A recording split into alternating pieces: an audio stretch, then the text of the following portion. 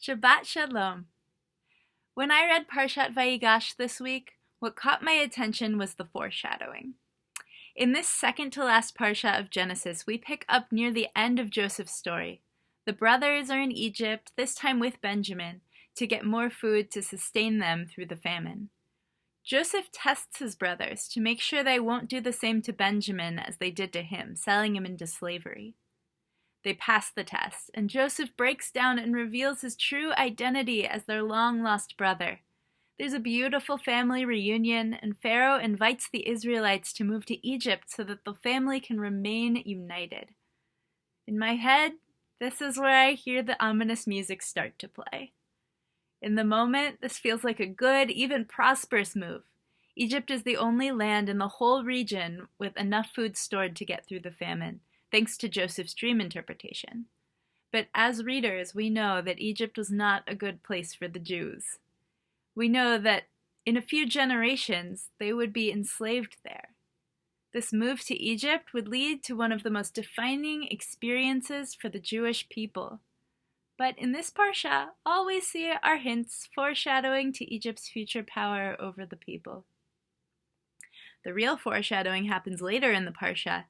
Joseph is put in charge of selling the supplies of food to the people, and this goes smoothly for a while, but eventually people run out of money. So Joseph says, "Bring me your livestock in exchange for food." And so Pharaoh gains control of all the livestock in the land. The next year, people are out of livestock, and Joseph says, "I'll sell you food in exchange for your land." And so all the land in the region came into the control of Pharaoh, and the people became serfs, farming on his behalf.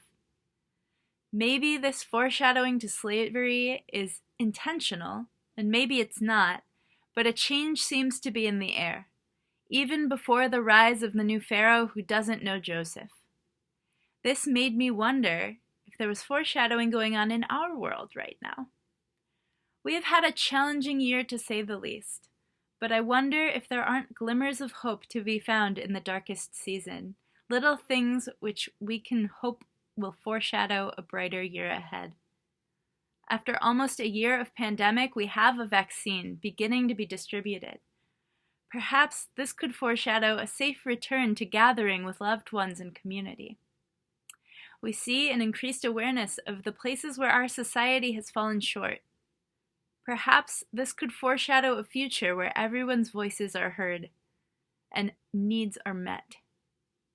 In our darkest time of the year, despite the additional darkness of this year, we see an increase of light. Perhaps this could foreshadow a resilience in ourselves to overcome the challenges we will face in the future. While this Parsha foreshadows slavery in Egypt, we must remember that after slavery came redemption.